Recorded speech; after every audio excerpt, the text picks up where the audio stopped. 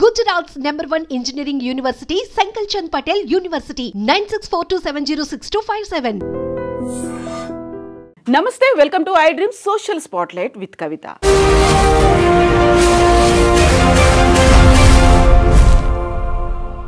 America first, make America great again అనేటువంటి నినాదాలతో America అధ్యక్షుడిగా బాధ్యతలు స్వీకరించినటువంటి డొనాల్డ్ ట్రంప్ ప్రమాణ స్వీకారం దగ్గర నుంచి సంచలనమైనటువంటి నిర్ణయాల్ని తీసుకుంటున్నారు. ఒకవైపు ఎగ్జిక్యూటివ్ ఆర్డర్స్తో పాటుగా ప్రపంచ దేశాల మీద టారిఫ్స్తో ప్రపంచ దేశాలన్నీ ఆలోచించే విధంగా ట్రంప్ నిర్ణయాలు ఉన్నాయి. అయితే వచ్చే వారంలోనే ట్రంప్ మరికొన్ని నిర్ణయాలు తీసుకోబోతున్నారు. అందులో ప్రపంచ దేశాల మీద ట్రావెల్ బ్యాన్ అనేది విధించే అవకాశాలున్నాయనేటువంటి వార్త పెద్ద సంచలనంగా మారింది. నిజంగా ట్రావెల్ బ్యాన్ ఏ దేశాలకు వర్తిస్తుంది, రెడ్ సిగ్నల్లు ఎవరికి ఇవ్వబోతున్నారు? మనతో పాటుగా ఉన్నారు centre for human security studies founder doctor Ramesh Kanneganti గారు. రమేష్ గారు నమస్కారం అండి. సో గతంలో మనం ట్రంప్ గురించి మాట్లాడుకున్నాం. ట్రంప్ రాగానే సంచలనమైనటువంటి నిర్ణయాలు తీసుకుంటారు. ఎగ్జిక్యూటివ్ ఆర్డర్స్తో దేశంలోనూ టారిఫ్స్తో బయట కూడా తన నిర్ణయాల ప్రభావం ఉంటుంది అనేది.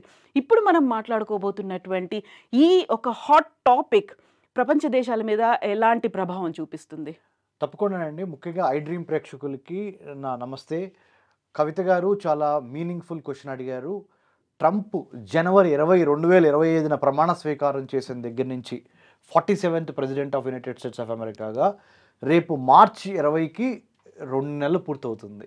ఎగ్జాక్ట్లీ జనవరి 20న ప్రమాణ స్వీకారం అయింది. జనవరి 20 నుంచి మార్చ్ 20కి ఈ 60 డేస్లో అంటే 2 నెలల వ్యవధిలో ఇంకొక 4 రోజుల తర్వాత ఆయన తెలిసిన సమాచారం ప్రకారం కాబట్టి according to the reliable information that we have codified, అర్థం ఏంటంటే Department of Homeland Security, National Intelligence Agency of United States of America, అన్నిటికీ మించి Justice Department, Immigration Customs Executive Agency ICE అంటారు, ఐసీఈ, తర్వాత US customs and internal security చూసే agency USCIS, state department, United States customs and immigration service USCIS, ఇవన్నీ కలిసి ఒక ప్రపంచాన్ని red స్టేట్స్గా, ఆరెంజ్ స్టేట్స్గా, ఎల్లో స్టేట్స్గా డివైడ్ చేసి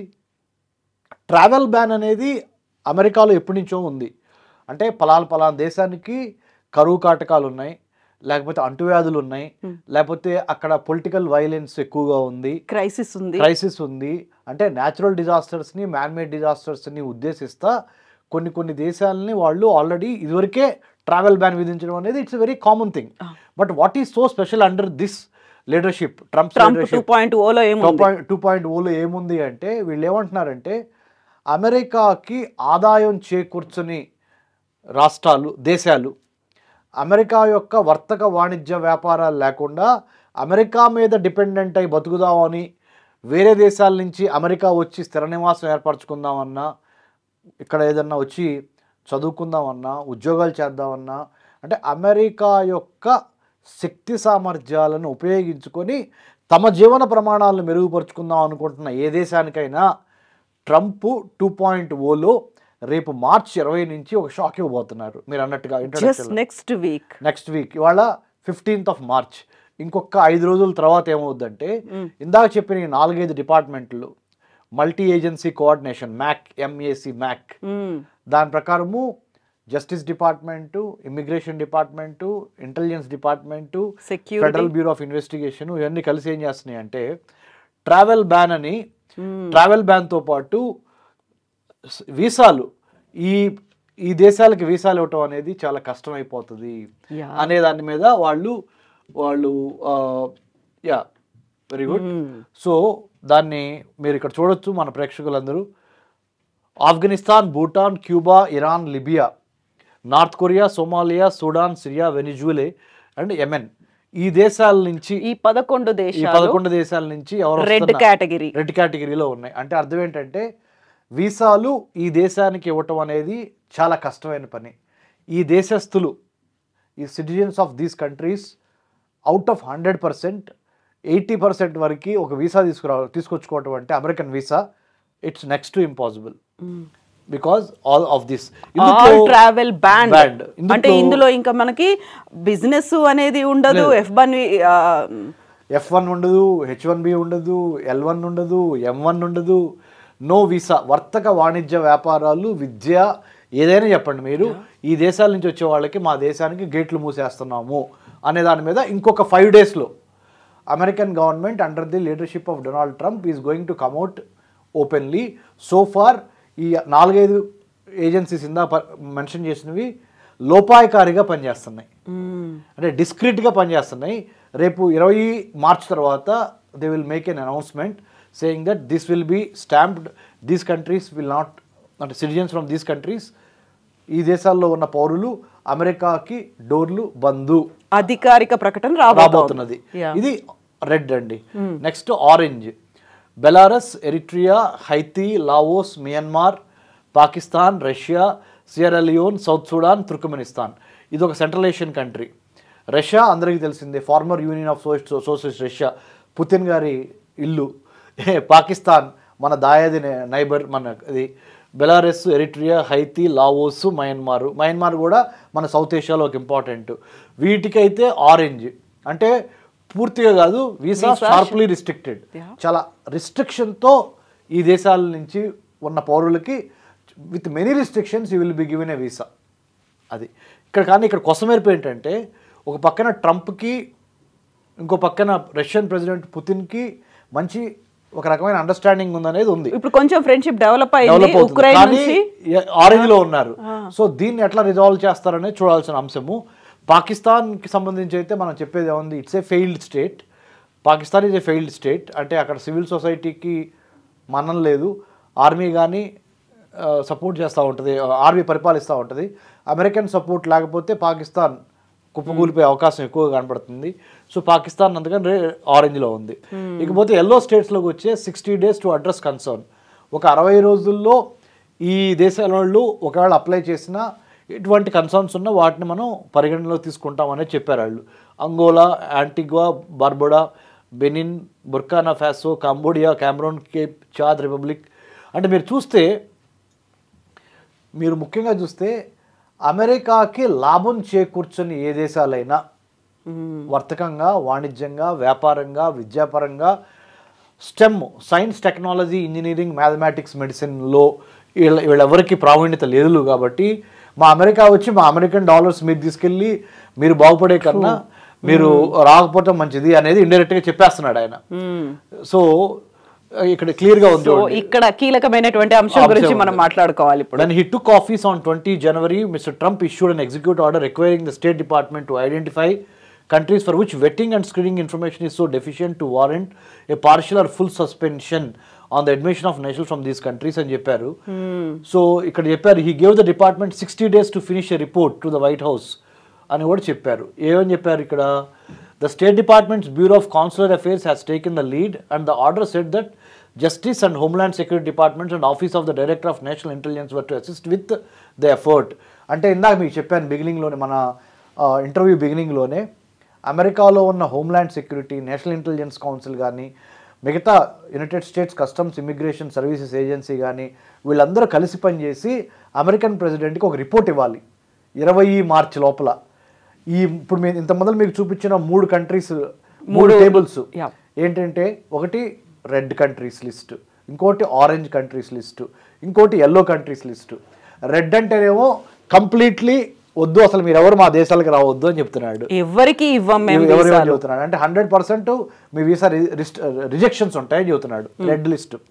ఆరెంజ్ లిస్ట్ అంటే చూస్తాము, ఆలోచిస్తాము, రిస్ట్రిక్షన్స్ ఎక్కువ పెడతాము అంటున్నాడు ఆరెంజ్. ఎల్లో ఓకే, ఎల్లోకి ఇస్తాము కానీ దాంట్లో కూడా మాకు ఉపయోగపడే ఎన్నో చూసిస్తాము అనే మాట వాడటం జరిగింది. ఇక్కడ క్లియర్ గా ఉంది, meaning it is due to next week అనేది. అంటే 20 మార్చి 2025 కల్లా the world will be a different place. But ikkada fortunately or because of our merit, India is not in the red list, India is not in the orange list, India is not in the yellow list. It means India is the most favored nation as of now to Trump administration. టారిఫ్ల గురించి ఆలోచిస్తే ఏం జరుగుతుంది అనేది తర్వాత ఇంకా tariffs కూడా మనం రిజాల్వ్ చేసుకుంటాము. ఎందుకంటే ఐ డ్రీమ్ ప్రేక్షకులకి కవిత గారు మీ సమక్షంలో నేను చెప్తుంది ఏంటంటే, I have done my doctorate in American studies. American government politics foreign పాలసీలో డాక్టరేట్ చేసిన వాడిగా నేను చెప్తున్నాను, అమెరికాకి ఇండియా అవసరం చాలా ఉంది. అలానే ఇండియాకు కూడా అమెరికా అవసరం ఉన్నది. కానీ అమెరికాకి ఇండియా అవసరం చాలా ఎక్కువగా ఉంది ఇప్పుడు. ఎందుకు అంటే మారుతున్న జియో పాలిటిక్స్, మారుతున్న జియో ఎకనామిక్స్, అంటే జాగ్రఫీ, పాలిటిక్స్, ఎకనామిక్స్, టెక్నాలజీని పరిగణలోకి తీసుకుని America is looking for solid stem courses, science, technology, engineering, mathematics, medicine. Brain power ఎవరి దగ్గర ఉంది అంటే మిషన్స్ అమెరికా దగ్గర ఉన్నాయి, ఇన్ఫ్రాస్ట్రక్చర్ అమెరికా దగ్గర ఉంది. కానీ ఆ ఇన్ఫ్రాస్ట్రక్చర్ని నడిపించగలిగిన చతురత, చాణక్యము, నేర్పరితనము, ఓర్పు, సహనము అన్ని మేళవించి ఉన్న జాతి ఏదైనా ఉందంటే అది భారత జాతి. మన ఇండియన్ ఫ్లాగ్, మన ఇండియన్ కమ్యూనిటీ, మన ఇండియన్ నేషనల్స్ ఆర్ మన Indian born citizens living in the United States of America. That's why United States of America is in a position to welcome, to seek, to request our motherland, that is India, please come and work here. And stage lo inka allu unnaru, so they will not take any chances with India because ante చాలా సవినయంగా వినమ్రంగా నేను చెప్పేది ఏంటంటే, సరస్వతీదేవి కటాక్షం మూలాన మనకి ఉన్న నాలెడ్జ్, స్కిల్, యాటిట్యూడ్ మూలంగా భారత్ యొక్క యూత్, భారత్ యొక్క నైపుణ్యత కలిగిన వర్గాలు అమెరికా యొక్క ఆర్థిక ప్రగతికి దోహదపడుతున్నవి. They understood that importance and priority and significance and relevance of India in the Committee of Nations to deal with China, to deal with any other country. Indians and India must be taken into confidence అని America understood. అయితే ఇప్పుడు మనం మాట్లాడుకుంటున్నటువంటి travel బ్యాన్కి సంబంధించి కొన్ని doubts ఉంటాయి. Trump 2.0లోనే ఇది జరుగుతోందా, Trump 1 టైంలో ఎలా ఉంది, అప్పుడు ఆ టెన్యూర్లో 4 years టెన్యూర్ అనేది ఎలా ఉంది అనుకున్నప్పుడు ఇక్కడ క్లియర్గా మెన్షన్ చేస్తోంది. So some of the countries on the draft red and orange list were sanctioned by mister Trump in his first term travel ban, but many are new. చాలా వాటిని మళ్ళీ సరికొత్త అండర్లైన్ చేశారు. కొత్తగా కూడా 2.0లో చాలా కంట్రీస్ యాడ్ అయినాయి, అంటే 2025 జనవరి నుంచి.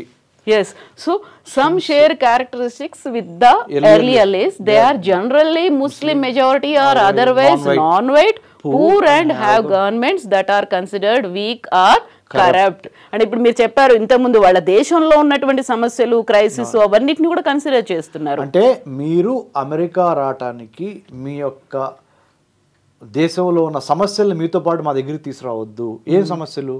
మీ ఫుడ్ ఇన్సెక్యూరిటీ, మీ వాటర్ ఇన్సెక్యూరిటీ, మీ ఎంప్లాయ్మెంట్ ఇన్సెక్యూరిటీ, మీ హెల్త్ ఇన్సెక్యూరిటీ, ఇలాంటి సమస్యలను తీసుకొచ్చి అమెరికాలో రుద్దద్దు. We are in no position to tackle or to bear or to welcome you, to give shelter, security, food, health, water. America is not in a position right now. We are not in that frame of mind and space. That's why please do not come అనేది క్లిస్టర్ క్లియర్గా చెప్పడం జరిగింది. మాగా make America great again, మనం కూడా make Bharat great again అనే దాంట్లో మనం కూడా ఉన్నాము. సో మనము ఉన్నాము, అమెరికా కూడా మాగా మైండ్ సెట్తో ఉంది, అంటే make America great again mind సెట్తో. అందుకని localization is the new globalization and the localization is the new norm in the entire world now. ప్రపంచంలో ఏ దేశం తీసుకున్నా సరే ముఖ్యంగా ఆ దేశస్తులకి, అక్కడ పుట్టి అక్కడ పెరిగిన వాళ్ళకి అవకాశాలు ఇచ్చిన తర్వాతే వేరే దేశం నుంచి వచ్చి మా దేశంలో స్థిరపడిన వాళ్ళకి అవకాశాలు ఇవ్వండి అనే ఈ జ్ఞానము, లేకపోతే ఈ కామన్ సెన్సు, మీరు ఏమైనా అంటారు, whatever the name you want to use, but this is what it is reflected in the policies. అమెరికాతోనే ఇది ఆగదు, డొనాల్డ్ ట్రంప్తోనే ఆగదు. డొనాల్డ్ ట్రంప్ యొక్క ఫ్రెండ్స్ కంట్రీస్ ఏమేమి ఉన్నాయంటే friendly countries, they also follow whatever Donald Trump is following. So ముఖ్యంగా మన భారతదేశం గురించి మాట్లాడదాం. భారతదేశానికి 15,000 కిలోమీటర్ల ల్యాండ్ బోర్డర్స్ ఉన్నాయి, 11,098 కిలోమీటర్స్ కోస్టల్ బోర్డర్స్ ఉన్నాయి. అంటే కవిత గారు, ఇవాళ మీరు నేను ఐ డ్రీమ్ స్టూడియోలో నుంచొని ఇవాళ భారతదేశం గురించి, ప్రపంచ దేశాల గురించి మాట్లాడుతున్న ఈ తరుణంలో భారతదేశంలో సుఖశాంతులు ఆర్థికంగా, రాజకీయంగా, సామాజికంగా, సాహిత్యపరంగా అభివృద్ధి చెందాలి అంటే ఈ 26,000 కిలోమీటర్ల బోర్డర్స్ని కాపాడుకోవాలి భారతదేశం. ఈ 11,098 11,098 kilometers of coastline of India, 15,000 kilometers of land border India shares with other countries like Bangladesh, China, Nepal, Bhutan, Myanmar, Pakistan, Afghanistan. We share water border with Sri Lanka. Inni deshalto manam total 26,000 kilometers land and coast put together. So India has to safeguard. Otherwise రేపొద్దున బంగ్లాదేశ్ నుంచో కాందీ సిక్కులు, refugees, Rohingya Muslims, లేకపోతే వేరే వేరే పాకిస్తాన్ నుంచో, లేకపోతే నేపాల్ నుంచో Maoist ఎలిమెంట్లు ఇలాంటివి వచ్చి భారతదేశాన్ని ఇబ్బంది పెట్టకుండా ఉండాలంటే మనం కూడా ఒక పాలసీ ఫాలో అవ్వాలి. ఏంటి తెలుసా? Locals first. భారతదేశంలో పుట్టి భారతదేశంలో పెరిగి భారతదేశం యొక్క సాహిత్యము, సంస్కృతికి, వాతావరణానికి ఇక్కడ పుట్టి పెరిగిన వాళ్ళకి మొదటి ప్రాధాన్యత ఇచ్చి విద్యలో కానీ, వైద్యంలో కానీ, ఆరోగ్యంలో కానీ, ఉపాధిలో కానీ అయిన వాళ్ళకి ఆకుల్లో, కాని వాళ్ళకి కంచాల్లో అనే నినాదం ఇప్పటిదాకా అమెరికాలో అమలైంది అనేది అదే ప్రచారం చేశారు. సో ఇప్పుడు ఏమంటున్నారు? అయిన వాళ్ళకి కంచాల్లో పెట్టండి, కాని వాళ్ళకి ఆకుల్లో పెట్టండి. ప్రెసిడెంట్ ట్రంప్ చెప్పేది ముఖ్యంగా చెప్తున్నాను, గ్రామంలో చదువుకోని రైతులకి ఎవరైనా ఉంటే, ఒక రకంగా ఎవరైనా నిరక్షరాస్యులు ఉంటే, మీకు తెలియని జ్ఞానం ఏమీ లేదు, మీరు చాలా గొప్ప మేధావులే. ఎందుకు? సింపుల్. గ్రామ పంచాయతీలో కూర్చొని మీరు మాట్లాడుకుంటూ ఉంటారు. అదే ప్రపంచ రాజకీయ వేదిక మీద కూడా మాట్లాడేది. ఏంటి? సింపుల్. అయిన వాళ్ళకి కంచాల్లో పెట్టండి, కాని వాళ్ళకి ఆకుల్లో పెట్టండి అని అమెరికా అధ్యక్షుడు డొనాల్డ్ ట్రంప్ చెప్తున్నాడు. ఆ నినాదంతోనే అధ్యక్ష పీఠం మీద కూర్చున్నాడు, గెలిచాడు. అక్కడ ప్రజలు కూడా ఆయన దీవించారు. ఇదే నినాదం ఏదైతే ఉందో, అంటే స్థానికులకి ఎక్కువ అవకాశాలు ఇచ్చి వేరే దేశం నుంచి ఈ దేశంకి వచ్చి సెటిల్ అయిన వాళ్ళకి తక్కువ అవకాశాలు ఇవ్వండి, స్థానికులకి ఎక్కువ ఇవ్వండి అనేది ప్రెసిడెంట్ ట్రంప్తో పాటు యునైటెడ్ కింగ్డమ్, యూకే అంటే England, Australia, Germany, France, Canada, you name, Norway, Sweden, you name any country, చాలా దేశాల్లో ఈ మార్పు మనం క్లియర్గా చూస్తున్నాము. భారతదేశం కూడా నో ఎక్సెప్షన్. మన భారతదేశంలో కూడా మొదట భారతదేశంలో పుట్టి పెరిగి భారతీయ సిటిజన్షిప్, పౌరసత్వం ఉన్న వాళ్ళకి విద్య, వైద్యం, ఆరోగ్యం, పర్యావరణము, ఉపాధి కల్పించండి.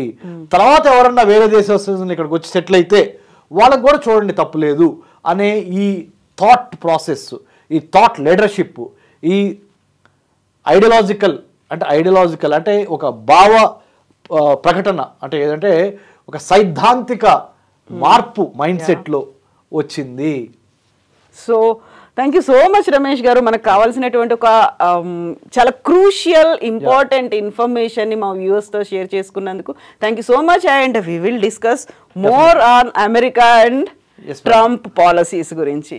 Thank you so much.